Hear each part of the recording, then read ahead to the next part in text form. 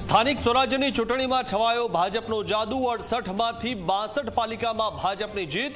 જૂનાગઢ મહાનગરપાલિકામાં પણ ભાજપનો કબજો।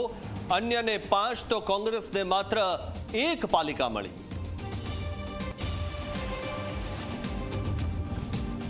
સ્થાનિક સ્વરાજ્યની ચૂંટણીમાં ભાજપનો અભૂતપૂર્વ વિજય થતા ઠેર ઠેર કરાઈ ભવ્ય ઉજવણી। પ્રદેશ કાર્યાલયે કાર્યકરોએ ગરબા કરીને ઉજવ્યો વિજયોત્સવ।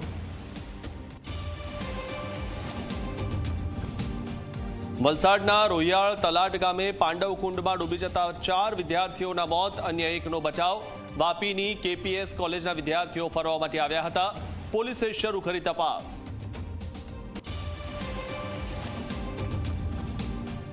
પ્રયાગરાજમાં ચાલી રહેલા મહાકુંભ મુદ્દે પશ્ચિમ બંગાળના મુખ્યમંત્રી મમતા બેનર્જીએ યોગી આદિત્યનાથ પર સાધ્યું નિશાન। નાસભાગની ઘટનાને લઈ મમતા બેનર્જીએ મહાકુંભને મૃત્યુકુંભ ગણાવ્યો।